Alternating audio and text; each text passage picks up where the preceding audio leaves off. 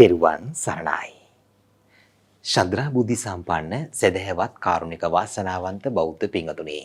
නිරන්තරයෙන් ධර්ම දේශනා, ධර්ම සාකච්ඡා, විවිධ ළමා වැඩසටහන් ඔබ වෙත sannivedana කටයුතු සිදු කරන ඔබ අපගේ කල්යාණ මිත්‍ර රූපවාහිනී නාලිකාව ටීවී දිදුල බෞද්ධ සහ ළමා රූපවාහිනී නාලිකාවේ බණ්ඩාරවෙල ප්‍රාදේශීය මැදිරි පරිශ්‍රයේ සිට මේ පැයට නියමිත ධර්ම දේශනාව ඔබ වෙත sannivedanaya කරන්නටයි අපගේ මේ සූදානම. ඒ වෙනුවෙන් වැඩම කරන්නට යෙදුනා බණ්ඩාරවෙල හීල් ඔය පුරාණ විහාරාධිකාරී රූපවාහිනී විචිත්‍ර ධර්ම කතික නම සිහිපත් කරන්නට අවසරයි අතිපූජනීය උලගල කුඹුරේ ඥානරතන පින්වත් නායක ස්වාමින් වහන්සේ. ඔබ වහන්සේ ඊ타මත්ම ගෞරවයෙන් নমස්කාර පූජා පෙරදැරිව මේ උතුම් වූ ධම්සභා මණ්ඩපයට පිළි අරගනු ලබනවා. සාදු සාදු සාදු. සදැහැති දායකත්වයන් ගෙන කටයුතු කරන පින්වතුන්ට ආරාධනා කරනවා ඔබ ඊ타මත්ම ශ්‍රද්ධා සිතෙන් සූදානම් කර ගන්නට යෙදුන ඒ අලංකාරවත් වූ සුගන්ධවත් වූ පුෂ්ප වට්ටිය ප්‍රථමයෙන් පින්වන්ත ස්වාමින් වහන්සේ වෙත අතගස්වා ඉන් අනතුරුව ශාන්තිනායක අමාමෑණී සම්මා සම්බුදුරජාණන් වහන්සේ උදෙසා පූජා කරන හැටියටත්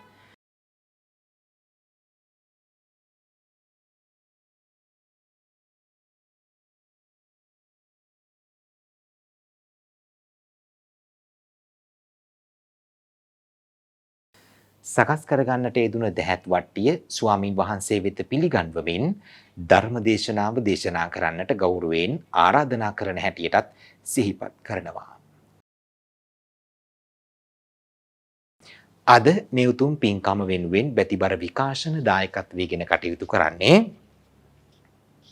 සම්මානි රික්ටන් වත්ත හීල් ඔය පාර කොළතැන්න බණ්ඩාරවෙල යන ලිපිනේ පදිංචි පින්වත් H.A. මාලා දමයන්ති හෙට්ටිආරච්චි මහත්මිය විසින් විශේෂයෙන්ම මොනරාගල රාජකීය විද්‍යාලයේ බණ්ඩාරවෙල මධ්‍ය මහා විද්‍යාලයේ සහ ඇටම්පිටිය ජාතික පාසලේ සේවය කළ විශ්‍රාමික ගුරු මාලා දමයන්ති හෙට්ටිආරච්චි මහත්මියගේ ස්වාමි පුරුෂයා වූද නීතිඥවරියක් ලෙස එංගලන්තයේ වැඩිදුර අධ්‍යාපනය ලබන සම්මානි අනුත්තරා අත්තනායක වැඩිමහල් දියණියගේ ආදරණීය පියාණන් වූද අඹගස්දෝව ජනාධිපති විද්‍යාලයේ ගුරුවරයෙකු ලෙස සේවය කළ දැනට එංගලන්තයේ ඕල්ඩ් රෙඩ් ලයන් ආයතනයේ සේවයේ නියුතු ප්‍රමීල විමර්ශන සමරකෝන් පුතුණුවන්ගේ ආදරණීය මාමණ්ඩිය වූද එවැගේම බණ්ඩාරවෙල මධ්‍ය මහා විද්‍යාලයේ සේවයේ නියුතු නිලක්ෂි උත්තරා අත්තනායක දියණියගේ ආදරණීය පියාණන් වූද කොරියාවෙහි රැකියාවේ නිරත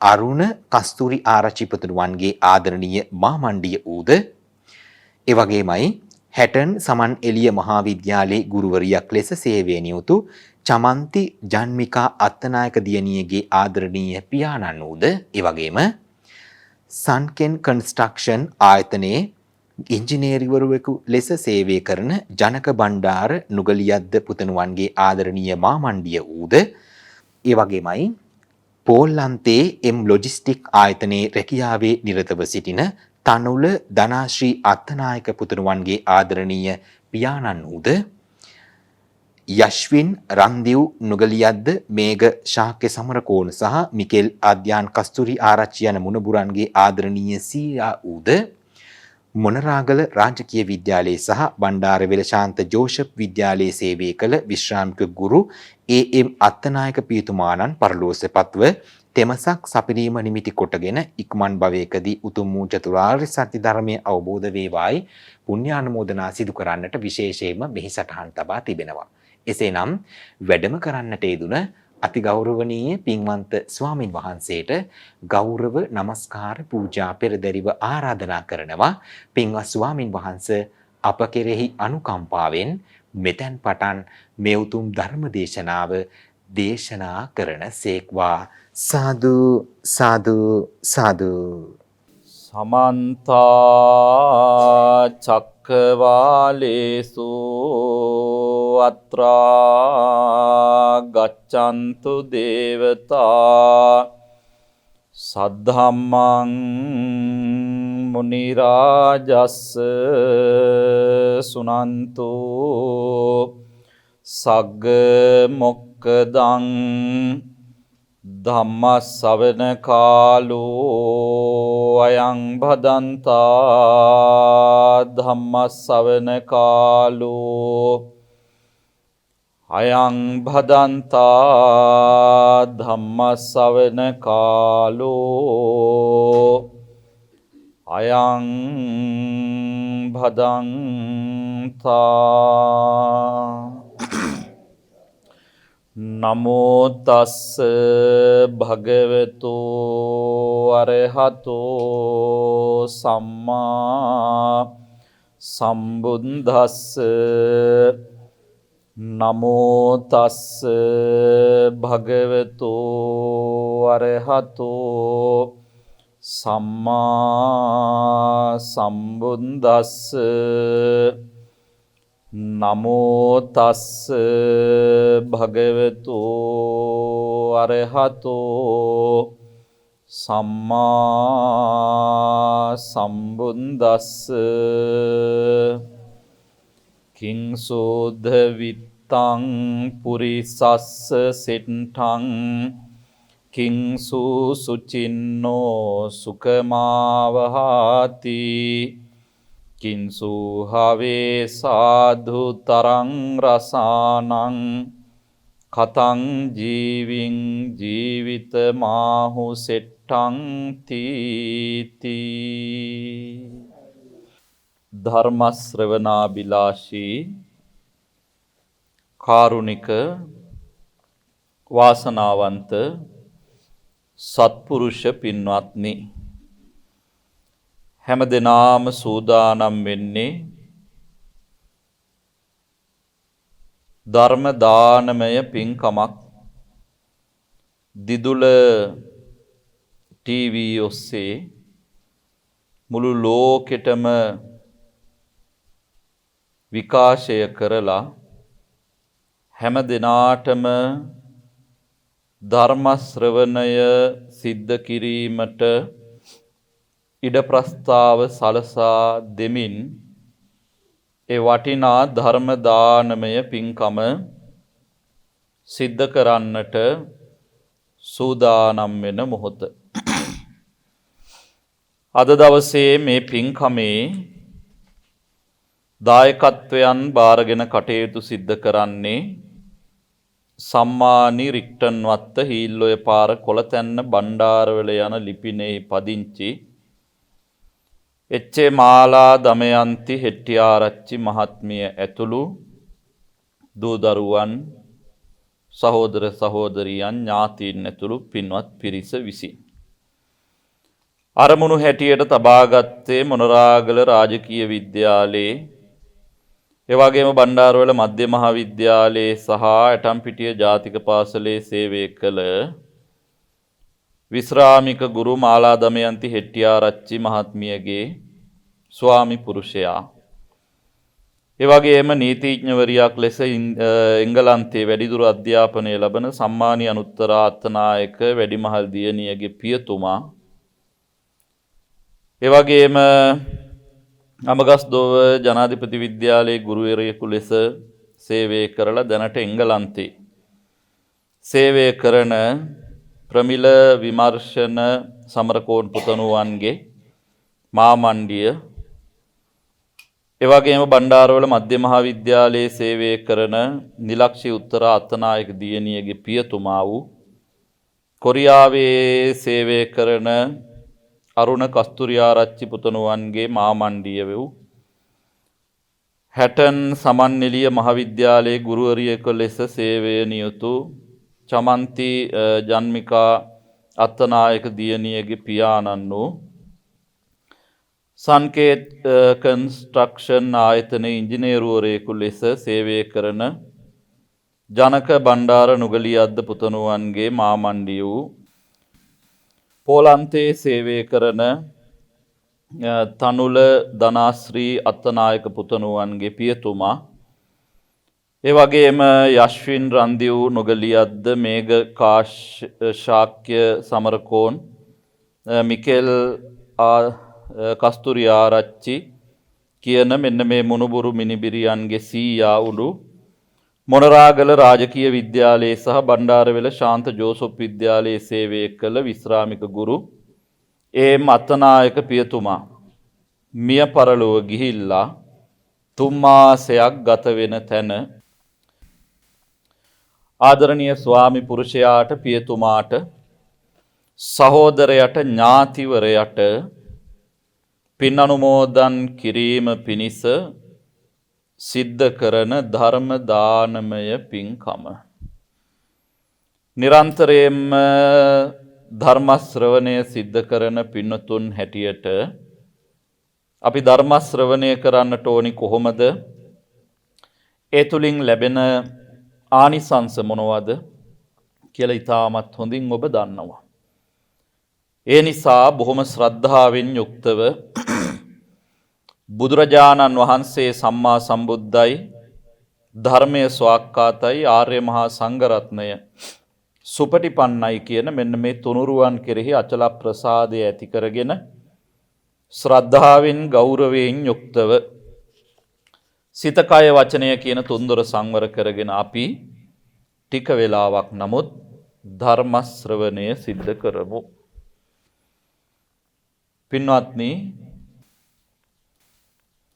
මම අද මේ ධර්ම දේශනාව සඳහා මාතෘකා කරගත්තු සූත්‍ර දේශනාව සඳහන් වෙන්නේ සුත්ත නිපාතයේ සඳහන් බොහෝම වැදගත් සූත්‍ර දේශනාවක්.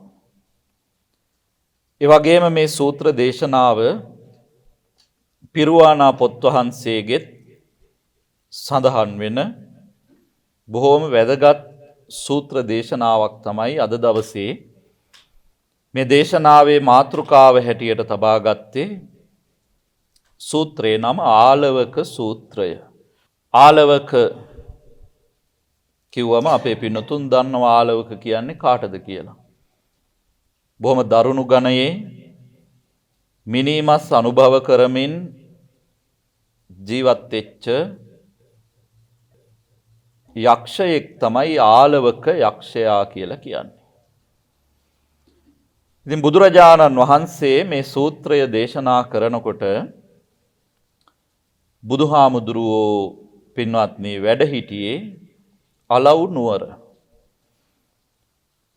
අලව් නුවර රජකම් කරපු රජතුමාගේ නමත් අලව් රජතුමා.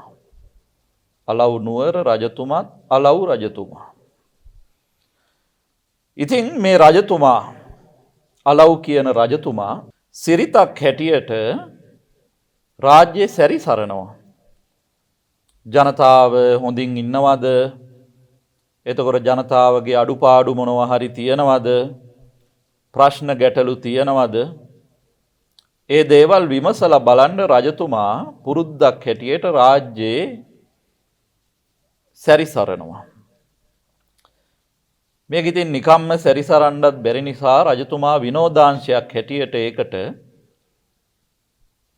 මුව දඩයමේ යමින් තමයි රාජ්‍යයේ සැරිසරන්නේ.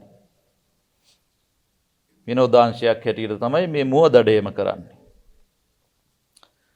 ඉතින් තවත් පිරිසක් එක්ක රජතුමා සුපුරුදු පරිදි රාජ්‍යයේ සැරිසරන්න පටන් ගත්තා මුව දඩයමත් සමගම. ඉතින් ඔහොම යනකොට රජතුමා කියනවා අසවල් තැන අන්න මුවෙක් ඉන්නවා. අපි පිරිස ගිහිල්ලා මේ මුවාව මරන්න ඕනි. හදිසියෙවත් මේ මුවා අපි අතරින් දුවගෙන ගියොත් එහෙම ඒ ළඟින් ගිය කෙනා කොහොම හරි මුවාගේ පසුපස්සේ හඹාගෙන ගිහිල්ලා ඒ මුවාව දඩයම් කරගෙන එන්න ඕනි කියලා රජතුමා තමයි කිව්වේ. එහෙම කියලා ඉතින් මුවෙක් ඉන්නවා. දැන් මුවාව වට කරගත්තා දුනු ඊතල අරගෙන විදලා මුවාව මරන්න. මුවා බය වුණා. මුවා දුවන්න පටන් ගත්තා. දිව්‍ය පින්වත්නි රජතුමා ළඟින්මයි. රජතුමා කලින් කිව්වානේ කාගේ හරි ළඟින් ගියොත් එහෙම එයා දුවගෙන ගිහිල්ලා මුවාව අල්ලගන්න ඕන කියලා. දැන් රජුරුවන්ගේ ළඟින්ම තමයි මුවා දුවලා ගියේ. දැන් රජතුමාට සිද්ධ වුණා දුනු ඊතල ටික අරගෙන මුවාගේ පසුපස හඹාගෙන යන්න. සාමාන්‍ය මිනිස්සෙකුට මුවෙක් පසුපස හඹාගෙන යනවා කියලා කියන්නේ ලේසි පහසු කාරණාවක් නෙමෙයි. දැන් මේ මුවා මරණ බයේ ඉන්නේ. තමන්ගේ ජීවිතේ රැක ගන්න ඕන නිසා මහා හයියෙන් දුවන්න පටන් ගත්තා. දැන් අලව් රජතුමත් මුවාගේ පසුපස කිලෝමීටර් ගාණක් දුවගෙන ගියා. දුවලා මුවා හති වැටුණා. හති වැටිලා ළඟ පොකුණක් තිබුණා. මේ පොකුණෙන් වතුර ටිකක් බීලා මුවා එතන වාඩි වෙලා ටිකක් පාඩුවේ හිටියා. දුවන්න බැරි නිසා. අලව් රජතුමා දුර ඉඳලා දැක්ක මුවා ඉන්නවා. රජතුමා මොකද කරේ? ඊතලයේ අරගෙන දුර ඉඳලම මුවාට විදලා මුවාව මරවුවා. දැන් මුවා මරලා රජතුමා කල්පනා කරනවා දැන් මම නිකන් ගිහිල්ලා මගේ පිරිසට කිව්වොත් එහෙම මම මුවා මැරුවා කියලා ඒ පිරිස ඒක විශ්වාස කරන්නේ නැති වෙයි. මුවා මැරුවා කියලා සාක්ෂියක් ඉදිරිපත් කරන්න ඕනේ.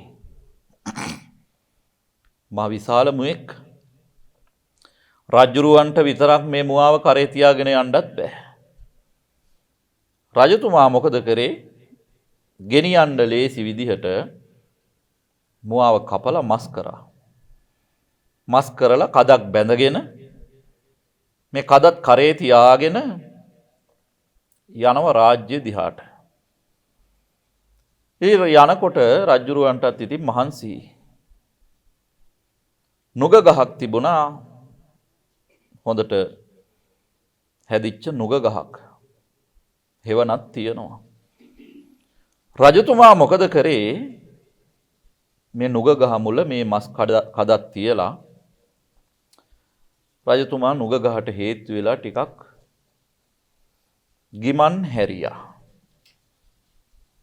ඔහොම ගිමන් හරිනකොට පින්වත්නි මේ නුග ගහ විමානයක් බවට පත් කරගෙන නුග ගහට අධිග්‍රෝහිතව හිටියේ ආලවක කියන මහා දරුණු ගණයේ යක්ෂයෙක්. මේ නුග ගහ හරි අඳුරු තැනක්. එම අඳුරු තැන්වලට තමයි ඔය යක්ෂයෝ, ඔය ප්‍රේතයෝ ආදී අය ඇලුම් කරන්නේ එහෙම අඳුරු තැන්වලට. ඉතින් මේ ආලවක යක්ෂයා මේ නුග ගහ අධිග්‍රෝහිත කරගෙන තමයි හිටියේ. දැන් රජතුමා මස් කඳ බිම තියලා ගිමන් නරිනවා. ඉතින් ලේ වැක්කිරෙනවා. මේ මස් සුවඳ දැනුණා ආලවක යක්ෂයාට. ආලවක යක්ෂයා බලලා ඉක්මනට ඇවිල්ලා අලව් රජතුමාව අල්ලගත්තා. අල්ලගෙන දැන් ආලවක යක්ෂයා අලව් රජතුමාව මරලා ආහාරයට ගන්න සූදානම් වෙනවා. රජතුමා කියනවා මම තමයි අලව් නුවර රජතුමා. ඒ නිසා ඔබ මාව ආහාරයට ගන්න එපා. මව මරන්න එපා. මම ඔබට ඇති වෙනකන් මිනිස්සු එවන්නම්. මං ගාව මිනිස්සු ඉන්නවා. ඇති වෙනකන් මම මිනිස්සු එවන්නම් කිව්වා. ඉතින් ආලවක යක්ෂයාත් කල්පනා කරනවා දැන් රජතුමා මරලා මම මස් ටික කෑවොත් එහෙම එක්කෙනයිනේ. හැබැයි රජතුමාව නිදහස් කරොත් එහෙම රජුරෝ හැමදාම මිනිස්සෙක් ගානේ මට එවනවා. ඒක මට ලේසි. එතකොට ආලවක යක්ෂයා කියන ඔබ පොරොන්දුව කඩ කරොත් නෑ මම පොරොන්දුව කඩ කරන්නේ ඕන තරම් මිනිස්සු ඉන්නවා මම හැමදාම එක්කෙනා ගානේ ඔබට එවන්නම්. හදීසියවත් මට එවන්න බැරි වුණොත් එහෙම ඔබ එදාට මව මරාගෙන කන්න. ඒ පොරොන්දුව පිට පින්වත්නි රජුරුවන්ව නිදහස් කරා. දැන් රජතුමා මාලිගාවට ගිහිල්ලා කල්පනා කරනවා. ඉතින් මූණත් හරි නෑ. රජතුමාට හිතවත් ඇමති කෙනෙක් ඉන්නවා. ඇමතිතුමා ඇවිල්ලා අහනවා රජතුමනි මොකද ඔබතුමා දුකෙන් වගේ? මොකක් හරි ප්‍රශ්නයක්ද? ඒලාවේ රජතුමා Tamanට වෙච්ච සිද්ධිය කිව්වා. කියලා ඇමතිතුමාට කියනවා මම ආලවක යක්ෂයාට පොරොන්දුවක් වුණා. හැමදාම මිනිස්සෙක් ගානේ ආලවක යක්ෂයාට යවන්න මම පොරොන්දු වෙලා තමයි ආවේ. එහෙම පොරොන්දු වෙලා තමයි මම බේරුණේ. දැන් මේකට මොකද කරන්නේ කියලා රජතුමා ඇමතිතුමාගෙන් ඇහුවට පස්සේ ඇමතිතුමා කියනවා ඕකට මම හොඳ වැඩක් කරන්නම් රජතුමනි ඔබතුමා බය වෙන්න එපා. ඕක බය වෙන්න ඕන කාරණාවක් නෙමෙයි. කියලා ඇමතිතුමා කල්පනා කරලා බන්ධනාගාරයට ගියා. දැන් බන්ධනාගාරේ ඉන්නවනේ මරණීය දණ්ඩනයට නියම වෙච්ච අය. හොරකම් කරලා විවිධ වැරදි කරලා මරණීය දණ්ඩනයට නියම වෙච්ච අය ඉන්නවා. ඇමතිතුමා පළවෙනි දවසේ ගිහිල්ලා එක්කෙනෙක්ට කතා කරා. කතා කරලා කියනවා රජතුමාගේ අනුකම්පාව නිසා ඔබට නිදහස ලැබුණා. ඔබ දැන් හොඳට නාලා කියලා එහෙම මේ කෑම එකත් අරගෙන මේ බත් පාර්සලෙත් අරගෙන අසවල් නුග රුක මුල ඉන්නවා ආලවක යක්ෂයා. ඒ යක්ෂයාට මේ කෑම එකක් දීගෙනම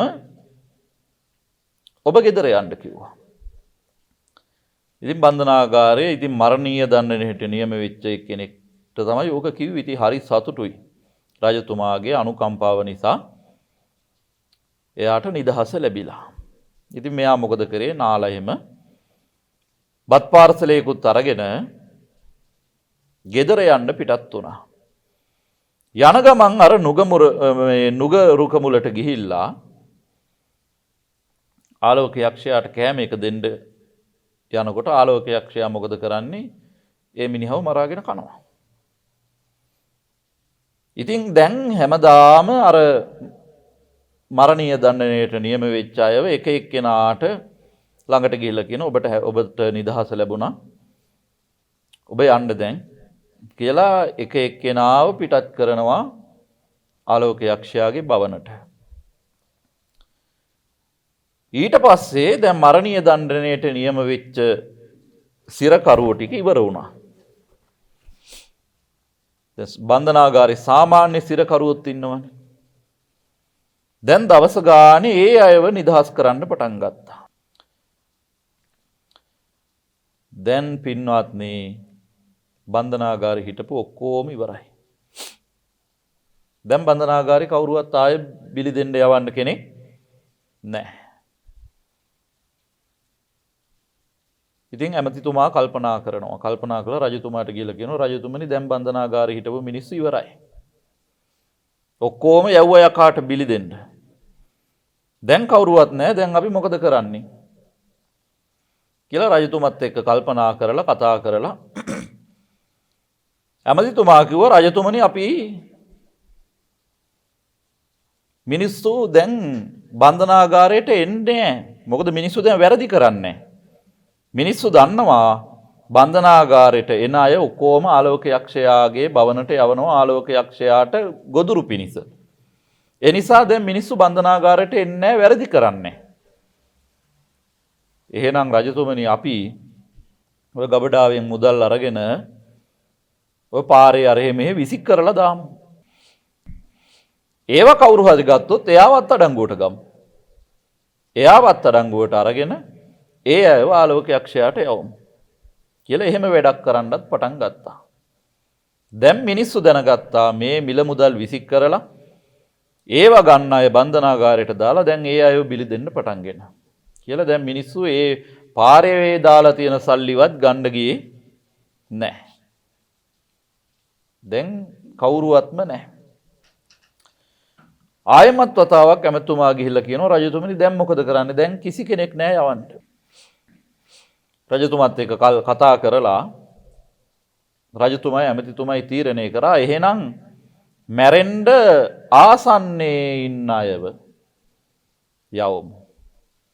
සාමාන්‍ය සමාජයේ විදිහට ඉතින් මැරෙන්න අපි හිතන්නේ ආසන්නයේම ඉන්නේ වයසකයි කියලානේ. ඉතින් වයසක අයව යවන්න පටන් ගත්තා. දැන් ඉතින් ඒ අයගේ දරුමුණුබුරු එකතු වෙලා උද්ඝෝෂණය කරන්න පටන් ගත්තා. දැන් ඒ වැඩේ හරියන්නේත් නැහැ. ඊට පස්සේ කිව්වා එහෙනම් අපි පොඩි ළමයින්ව යවමු කියලා. ආලෝක යක්ෂයාට බිලි දෙන්න. දැන් බලන්නකො මේ එක්කෙනෙක්ගේ ජීවිතේ බේරගන්න කී දාහකගේ ජීවිත විනාශ කරනවද කියලා. දැන් පොඩි ළමයි යවමු කියලා කතා කරගත්තට පස්සේ අම්මලා තාත්තලා මොකද කරේ? පොඩි ළමයි ඉන්න අය ඒ රටින් පැනලා ගියා. දැන් කවුරුවත් නැහැ. අන්තිමට ඉතුරු වුණේ අලව් රජතුමාගේ මාලිගාවේ අලව් රජතුමාගේ පුතෙක් වෙච්ච ආලවක කියන කුමාරයා විතරයි ඉතිරි වුණේ. ඇමතිතුමා කියනවා ඉතින් රජතුමනි දැන් ඔබේ පුතා විතරයි ඉන්නේ ආලෝක කුමාරයා. ඔබතුමාගේ ජීවිතේ බේර ගන්න ඕන නම් ඉතින් මෙයාව යවන්න වෙනවා ආලෝක යක්ෂයා ළඟට. ඉතින් අච්චර මිනිස්සු ගොඩක් යවපු රජතුමා කල්පනා කරනවා නෑ නෑ ඒ ළමයාගේ ජීවිතයට වඩා මගේ ජීවිතය තමයි වටින්නේ.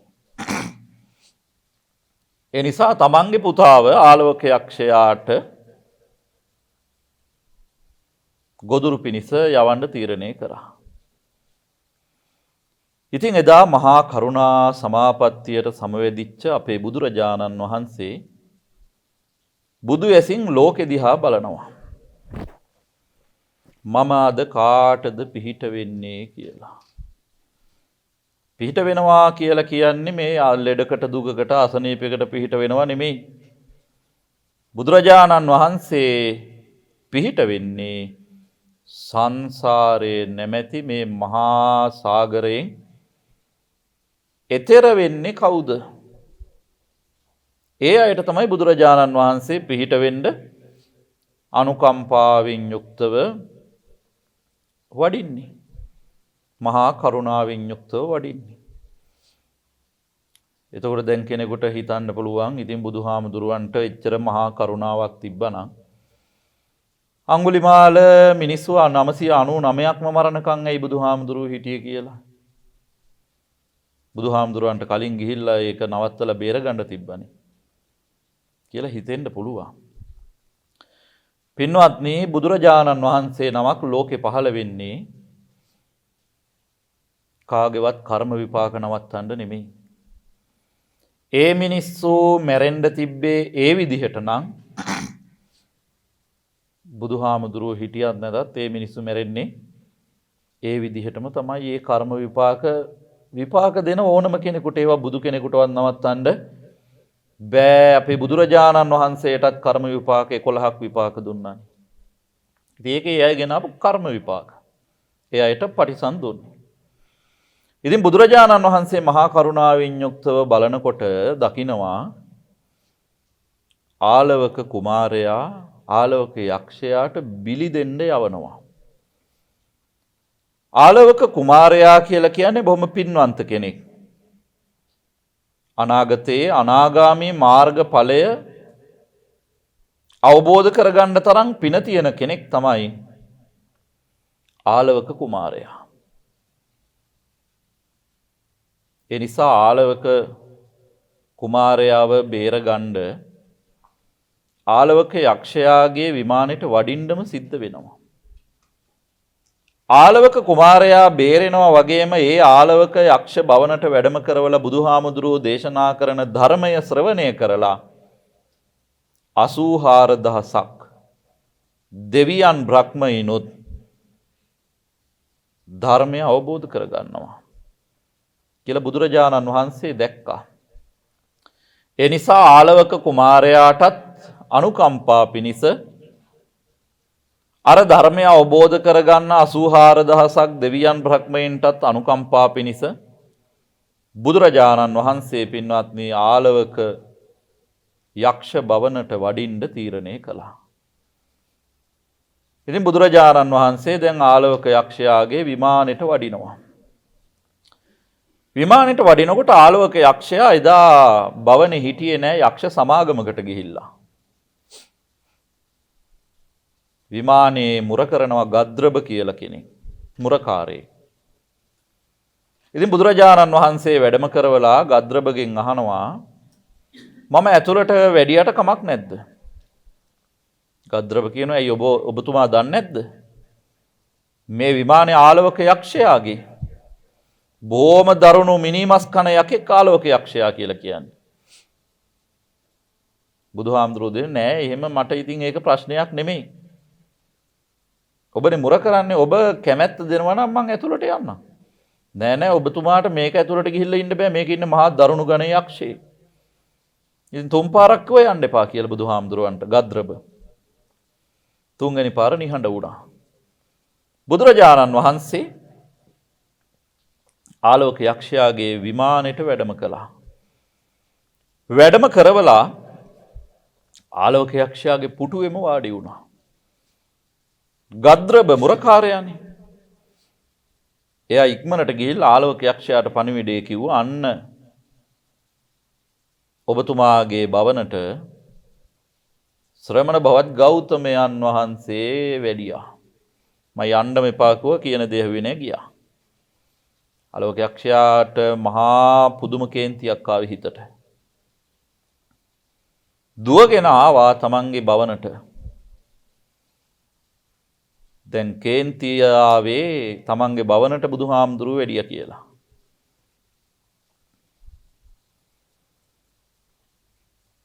ඇවිල්ලා බලනකොට තමන්ගේ යක්ෂ බිරින්දෑවරුයි ගෙදර ඉන්න අනිත් යක්කු ටිකයි එකතු කරගෙන බුදුහාමුදුරුවෝ එයාට බණ කියනවා.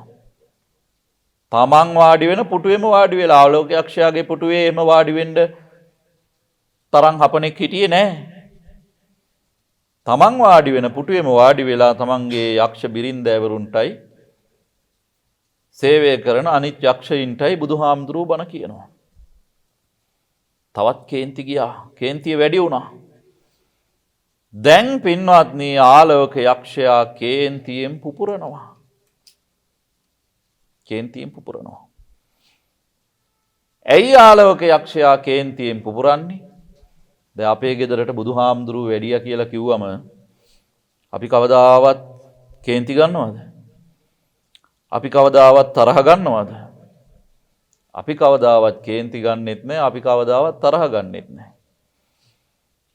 එතකොට ආලෝක යක්ෂයාගේ භවනට බුදුහාමුදුරුවෝ වැඩම කරා කිව්වට පස්සේ ආලෝක යක්ෂයාට කේන්ති ගියේ මොකක් නිසාද? වෙන මොකුත් නිසා නෙමෙයි ආලෝක යකෙක් නිසා. යකෙක් නිසානේ කේන්ති ගියේනේ. ඉතින් කේන්තියෙන් ඇතුළට ගිහිල්ලා බුදුහාමුදුරුවන්ට කියන නික්කම සමන නික්මෙන්ඩ ශ්‍රමණය. දැන් සාමාන්‍යයෙන් කේන්තියෙන් එහෙම පුපුර ඉද්දි අනික මේ යකෙක්නේ අපි වගේ නෙමෙයිනේ. එහෙම කේන්තියෙන් පුපුර ඉද්දි කියන්න පුළුවන්ද නික්මෙන්ඩ කියලා කියන්න පුළුවන්ද? අනේ ගෙදරිද අපිට කේන්ති ගියාම ගෙදර කාට හරි කියන්න පුළුවන් අනේ ගෙදරින් එළියට බහින්න කියලා එහෙම හරි අනුකම්පාවෙන් කරුණාවෙන් කියන්න පුළුවන්. එහෙම කියන්න බෑ. බණ පොතේ තියෙන නික්කම සමන යව මහන එළියට කියලා කිව්වේ ආලෝක යක්ෂයා. එතන ඉතින් ආලෝක යක්ෂයා කියන්න ඇත්තේ ඊට වඩා සැර පරුසු විදියට ඵල එළියට කියන්න ඇති. බුදුහාමුදුරුවන්ට.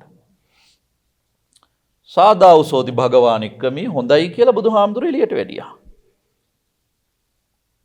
ඔන්න දැන් ආලෝක යක්ෂයාගේ හිතේ තිබ්බ කේන්තිය ටිකක් අඩු වුණා. මොකද දැන් එළියට යන්න කිව්වට පස්සේ බුදුහාමුදුරුවෝ එළියට ගියානේ. බුදුරජාණන් වහන්සේ එහෙම කියන්න එපා ආලෝක මම මේ තුන් ලෝකෙටම අග්‍ර වෙච්ච බුදුරජාණන් වහන්සේ කියලා බුදුහාමුදුරුවෝ එහෙම වැඩ හිටියේ නෑ. එහෙම වැඩ හිටියේ නෑ. බුදුහාමුදුරුවෝ යාට මොකුත් කියන්න ගියෙත් නෑ. එළියට යන්න කොහම එළියට ගියා. ආලෝක යක්ෂයා කල්පනා කරා මගේ බසට බුදුහාමුදුරුවෝ එහෙනම් මෙයා අවනත වුණා. ආය බුදුහාමුදුරුවන්ව පොඩ්ඩක් පරීක්ෂා කරන්න පවිස සමන. එව මහන ඇතුළට කිව්වා. දයි සාදාවසෝදි භගවා පාවිච්චි බුදුරජාණන් වහන්සේ ආයමත් ගේ ඇතුළට වැඩියා. දැන් කේන්තිය ටික ටික ආලෝක යක්ෂයාගේ හිතෙන් තුරන් වීගෙන යනවා. මොකද මම කියන හැමදේම දැන් බුදුහාමුදුරු කරනවනේ. ඒක පින්වත්නි අර කෙනෙක්ට කේන්තියක් ගියාම එයාව দমনය කරන්න පුළුවන් එක ක්‍රමයක්.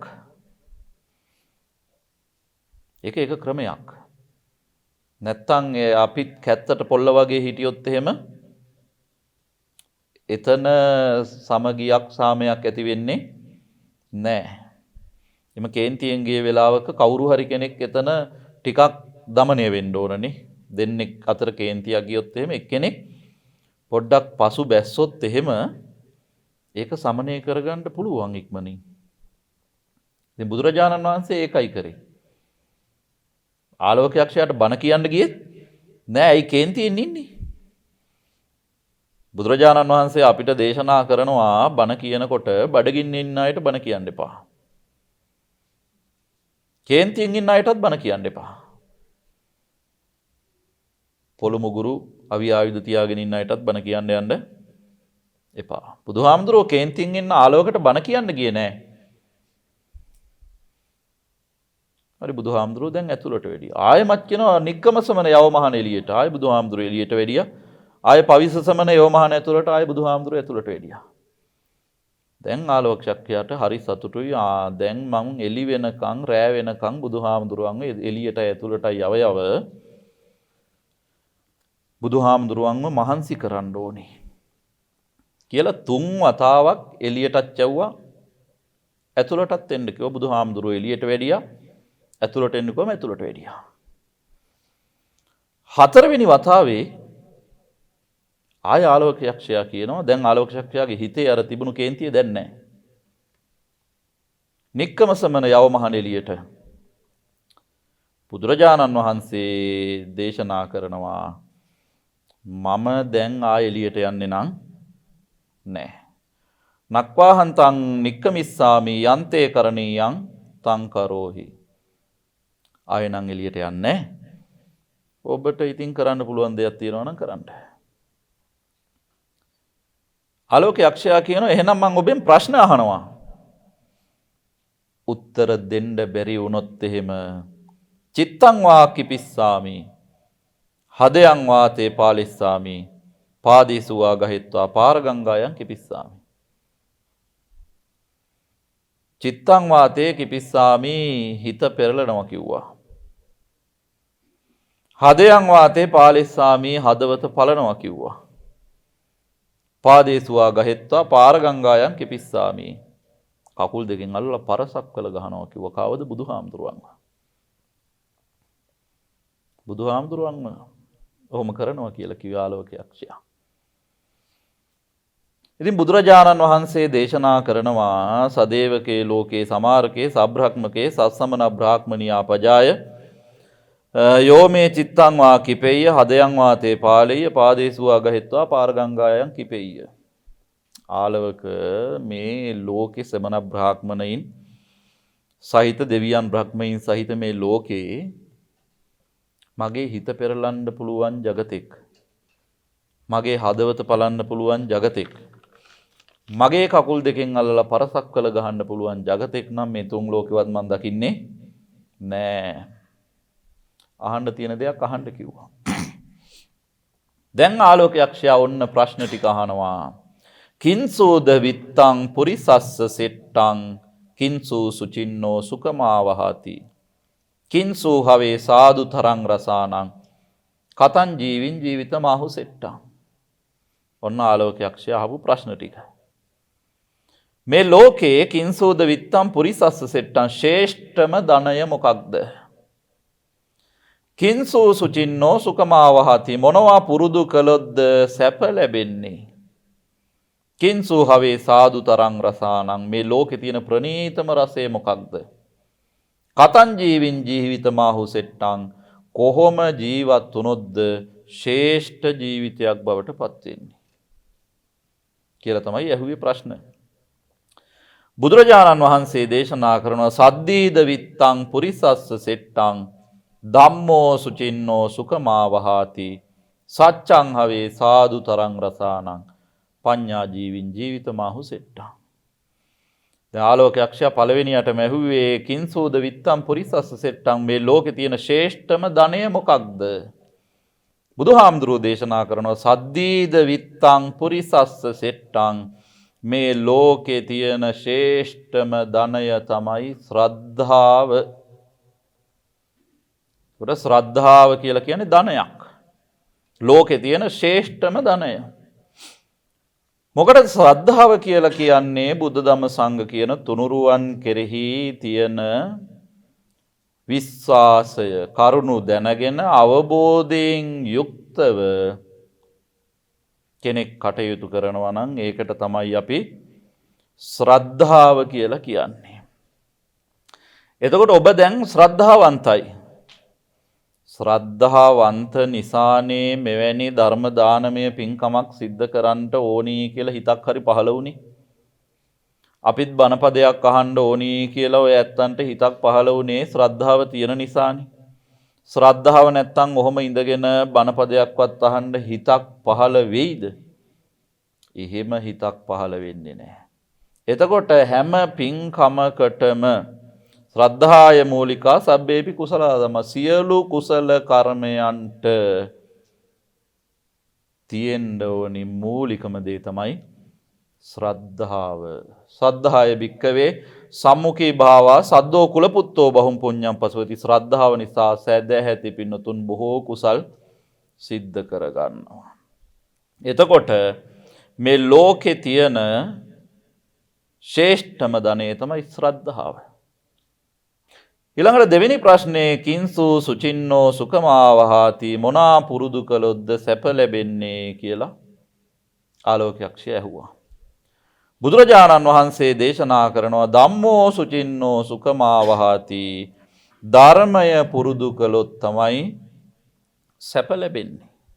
මනාකොට ධර්මය පුරුදු කරන්න ඕනි. එතකොට තමයි මේ ලෝකේ තියෙන ශ්‍රේෂ්ඨම සැප ලබා ගන්න පුළුවන් වෙන්නේ. මේ ලෝකේ තියෙන ශ්‍රේෂ්ඨම සැප තමයි පින්වත්නි නිවන් සැප. එතනින් එහා එතනින් මෙහා තියෙන අනිත් සැප ලබන්නත් ධර්මය පුරුදු කරන්නම ඕනි. ධර්මයෙන් කියන්නේ හොඳ දේවල්නේ. ධර්මයෙන් කවදාවත් වැරදි දෙයක් අපිට කියන්නේ නෑ. යහපත් දේවල් තමයි ධර්මයෙන් අපිට කියලා දෙන්නේ.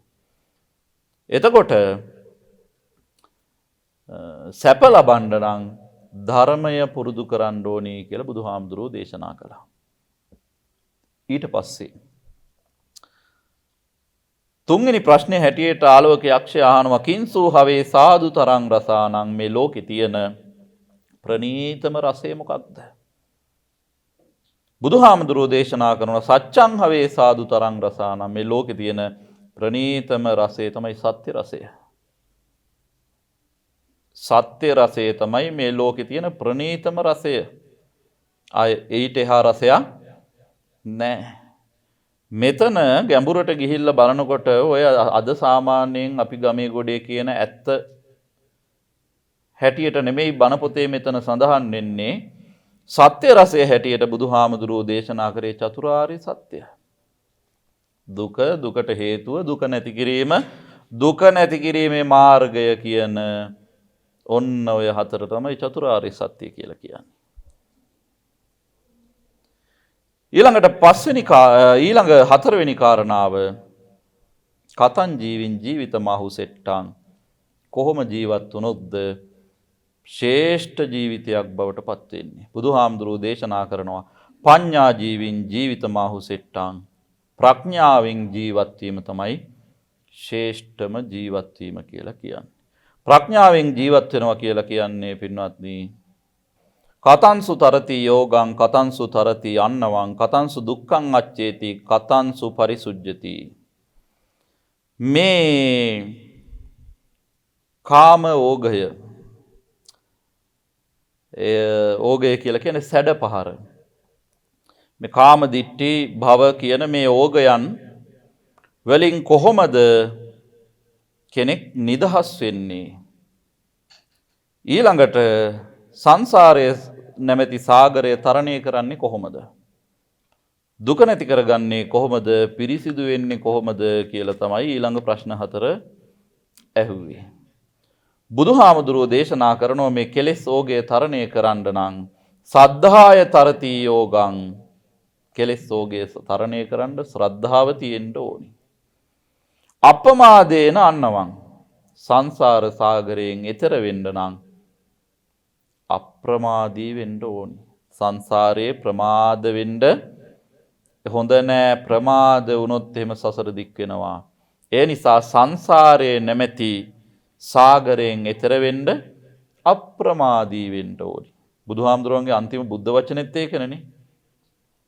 හන්දදාන බික්කවේ ආමන්ත්‍යයන් වය ධම්මා සංකර අප්‍රමාදේන සම්පාදේත. අප්‍රමාදී වෙන්න කියලායි බුදුහාමුදුරුවෝ හැම වෙලේම දේශනා කරන්නේ. එතකොට සසර නැමැති සාගරයෙන් එතර වෙන්න නම් අප්‍රමාදී වෙන්නම ඕනි. ඊළඟට දුක නැති කරගන්නේ කොහොමද? දුක නැති කරගන්න නම් බුදුහාමුදුරුවෝ දේශනා කරන වීරිය තියෙන්න ඕනි. කැපකිරීම තියෙන්න ඕනි. දැන් බලන්නකො බුදුහාමුදුරුවෝත් මේ ධර්මය අවබෝධ කරගන්න කොයිතරම් වීරයක්, කොයිතරම් කැපවීමක් කරාද? අවුරුදු 6ක් දුෂ්කර ක්‍රියා කරා. ඒකම ඇතිනේ. වෙන කිසි දෙයක් ඕනේ නැහැ. අවුරුදු 6ක් දුෂ්කර ක්‍රියා කරනවා කියලා කියන්නේ ලේසි පහසු කාරණාවක් නෙමෙයි. එතකොට දුක නැති කරගන්න නම් බුදුහාමුදුරුවෝ දේශනා කරන වීරිය තියෙන්න ඕනේ. පිරිසිදු වෙන්නේ කොහොමද? බුදුහාමුදුරුවෝ දේශනා කරනවා ප්‍රඥාවෙන් පිරිසිදු වෙන්න ඕනේ. ඊළඟට ආලෝකයක්ෂය අහනවා කතංසු ලබතේ පඤ්ඤං කතංසු වින්දතේ දනං කතං කිත්තිංච පප්පෝති කතංසු පරිසුජ්ජති අස්මා ලෝකම් පරං ලෝකං කතම් පෙච්චන සෝචති. ප්‍රඥාව ලබන්නේ කොහොමද? ධනය පරිභෝග කරන්නේ කොහොමද? යසස කීර්තියටපත් වෙන්නේ කොහොමද? යාළුවෝ වැඩි කරගන්නේ කොහොමද? මේ ලෝකෙන් පරලොව ගියාම ශෝක නොකර ඉන්නේ කොහොමද කියලා ආලෝකයක්ෂය බුදුහාමුදුරුවන්ගෙන් ඇහුවා. බුදුහාමුදුරුවෝ දේශනා කරනවා ප්‍රඥාව ලබන්න නම් ධර්ම ශ්‍රවණය කරන්න ඕනේ. තෙරුවන් අදහාගෙන ධර්ම ශ්‍රවණය කරන්න ඕනේ. එතකොට ප්‍රඥාව ලැබෙනවා කෙනෙකුට. ධනය පරිභෝග කරන්නේ කොහොමද? විමසා බලා කලමනාකරණයෙන් යුක්තව ධනය පරිභෝග කරන්න ඕනේ. රුපියල් 100ක් ලැබුණා නම් ඒ 100 4කටවත් බෙදන්න ඕනි. එක කොටසක් කෑමට වෙන් කරන්න ඕනි. තවත් කොටසක් තමන් කරන ව්‍යාපාරවලට. ඔහොම ආදී වශයෙන් බුදුහාමුදුරුවෝ දේශනා කරන්නේ ධනය පරිභෝග කරන ක්‍රමය. එතකොට ආලෝකයක්ෂය අහනවා ධනය පරිභෝග කරන්නේ කොහොමද? බුදුහාමුදුරුවෝ දේශනා කරනවා කලමනාකරණයෙන් යුක්තව ධනය පරිභෝග කරන්න ඕනි. ඊළඟට මිත්‍රයෝ ලබා ගන්නේ කොහොමද? දානය පුරුදු කරන්න ඕනි. දෙනකොට තමයි ගොඩක් අය එකතු වෙන්නේ. මිත්‍රයෝ එකතු වෙන්නම් දන් දෙන්න ඕනි, දානය පුරුදු කරන්න ඕන කියනවා. ඊළඟට මේ ආලෝකයක්ෂය අහනවා මේ ලෝකෙන් පරලොව ගියාම ශෝක නොකර ඉන්නේ කොහොමද? බුදුහාමුදුරුවෝ දේශනා කරනවා මම මේ කියපු කරුණු කාරණා වඩනවා නම් එයා මැරිලත් සුවපත් වෙනවා. මැරිලත් සුවපත් වෙනවා කිව්වා. ඊළඟට බුදුහාමුදුරුවෝ දේශනා කරනවා ඉංග අඤ්ඤේපි පුච්චසු පුතු සමන බ්‍රාහ්මණේ ආලවක ඔබට ඔය මම දුන්න උත්තර හරියන්නේ නෑ වගේ නම් තවත් ශ්‍රමණක් බ්‍රාහ්මණයෙක්ගෙන් අහගන්න කිව්වා. බුදුහාමුදුරුවෝ මගේම දේ අහන්න කියලා කිව්වේ නෑ. ඔන්න මම දන්න තරමට උත්තර දුන්නා. ඔබට ඕවා ගැලපෙන්නේ නෑ වගේ නම් තවත් ශ්‍රමණ බ්‍රාහ්මණයෙක්ගෙන් අහගන්න. අනේ ස්වාමිනී ආය මොකටද තවත් කෙනෙක්ගෙන් අහගන්නේ? මට හොඳටම තේරුණා අභික්ඛන්තම් භෝගෝතම අභික්ඛන්තම් භෝගෝතම සේයතා විභෝගෝතම නික්කුජ්ජිතං ආකුජ්ජෙය්‍ය පටිජ්ජන්නං වා විවරෙය්‍ය මූල්හස්වා මග්ගං ආචිකේ අන්ධකාරේවා තේලපජ්ජෝ තන්දාරේ. යහපත් ස්වාමීනි යහපත් යටිකුරු කරපු භාජනයක් උඩුකුරු කරා වගේ අඳුර ඉන්න කෙනෙකුට තෙල් පහනක් දැල්වලා ආලෝකයක් ලැබලා දුන්නා වගේ අතරමං වෙච්ච කෙනෙකුට පාර පෙන්නුවා වගේ ඔබ වහන්සේගේ ධර්මය මට වැටහුණා. ඒ නිසා අද පටන් තෙරුවන් සරණ ගිය උපාසකයෙක් බවට මම පත් වෙනවා. තෙරුවන් සරණ ගිය උපාසකයෙක් බවට මාව පිළිගන්න කියලා ආලෝක යක්ෂයා බුදුහාමුදුරුවෝ ළඟ වැඳ වැටෙන්න පටන් ගත්තා. මේ දේශනාව ශ්‍රවණය කරලා දෙවියන් බ්‍රහ්මයන් 84000ක් දෙනා ධර්මය අවබෝධ කරගත්තා කියලා බණ පොතේ සඳහන් වෙනවා. ඉතින් මීට වඩා ධර්ම දේශනාව දීර්ඝ කරන්නට අපිට කාල වේලාව නැහැ. අපිට ලැබිච්ච කාලය මෙතනින් අවසන් වෙනවා. ධර්ම ශ්‍රවණානිසංසයෙන් හැමට උතුම් ධර්මාවබෝධය වේවා කියලා ප්‍රාර්ථනා කරනවා. ආකාසට්ටාච බුම්මට්ටා දේවා නාග මහිද්దికා පුඤ්ඤන්තං අනුමෝදිත්වා චිරං රක්칸තු ලෝක සාසනං.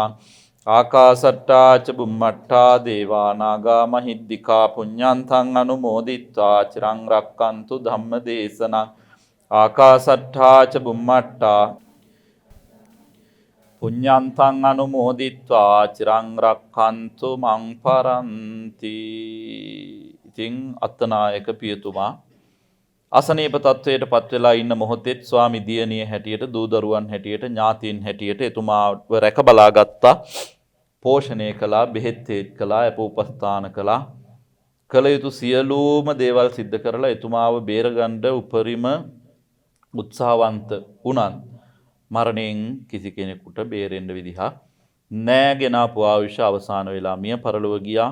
ඉතින් ඒ මීට 3 මාසයකට පෙර මිය පරලොව ගිය මොනරාගල රාජකීය විද්‍යාලයේ සහ බණ්ඩාරවල ශාන්ත ජෝසප් විද්‍යාලයේ සේවය කළ විශ්‍රාමික ගුරු ඒ මත්තනායක පියතුමාට, ස්වාමි පුරුෂයාට, ඥාතිවරයාට, හිතවතාට මේ පින් අනුමෝදන් වේවා. උපදින ආත්මයක් පාසෙවන් වූ අකල් මරණ වලට, ලෙඩ රෝග පීඩා තත්ත්වවලටපත් නොවේවා. උපදින හැම ආත්මයකම නිදුක්ඛ නිරෝගීව දීර්ඝායුෂ ලබන්නත් අවසන ප්‍රාර්ථනීය බෝධියකින් උතුම් අමා මහ නිවනින් සැනසෙන්න ඒ මත්තනායක මහත්මයා ඇතුළු අනන්ත සසර පටන් මේ මොහොත දක්වා මිය පරලොව ගිය සියලුම ඥාතීන්ට මේ පින් උපකාර වේවා කියලා සාදු කියලා ප්‍රාර්ථනා කරන් මේ දේශනාවේ දායකත්වයෙන් දරන සම්මානීය රික්ටන් වත්ත හිල් ඔය පාර කොළතැන්නල බණ්ඩාරවල ලිපිනේ පදිංචි මොණරාගල රාජකීය විද්‍යාලයේ සහ බණ්ඩාරවල මධ්‍ය මහ විද්‍යාලයේ සහ ඇටම්පිටිය ජාතික පාසලේ සේවය කර විශ්‍රාමික ගුරු මාලා දමයන්ති හෙට්ටිආරච්චි මහත්මිය ඉහතදී නම් සඳහන් කළ දරු දැරියෝ, මුණුබුරු මිනිබිරියෝ ඇතුළු පින්වත් ඔබ හැම දිනාටම මේ පින් අනුමෝදන් වේවා. විශේෂයෙන්ම දිදුල මාධ්‍ය ජාලයේ ගරු සභාපති ගෞරවනීය මාලිගාවිල අස්සජි නායක ස්වාමීන්ද්‍රයන්න් වහන්සේට, දිදුල කාර්ය මණ්ඩලයට, ධර්ම ශ්‍රවණය සිද්ධ කරපු හැමට මේ උතුම් ආශිර්වාදයන් හේතු වීම තුළින් හැමදෙනාම නිදුක් වේවා, නිරෝගී වේවා, සුවපත් වේවා, දීර්ඝායුෂ ලැබේවා, චිර ජීවනයේ ලැබේවා, ආයුරාෝග්‍ය ආදී සකල සම්පත්, කල්යාණ මිත්‍ර සම්පත් ලැබේවා, අකල් මරණ නොවේවා, මෙලව යහපත් වේවා, පරලොව සුගතිගාමී වේවා, දෙව් මිනිස් සැප කෙලවර අමා මහ නිවනින් සැනසෙන්න මේ සියලුම පුණ්‍ය ධර්මයන් හැම කෙනාටම හේතු වාසනා වේවා කියන ප්‍රාර්ථනාවෙන් වන්දනා කරගන්නට අභිවාදන සීලිස්ස නිච්ඡං වද්දාපචායිනෝ චත්තාරෝ ධම්මා වඩ්ඩಂತಿ ආයුවන්නෝ සුඛං බලං ආයුරාෝග්‍ය සම්පatti සග්ග සම්පatti මේවච අතෝ නිබ්බාන සම්පatti මිනාතේ සමිජ්ජතු.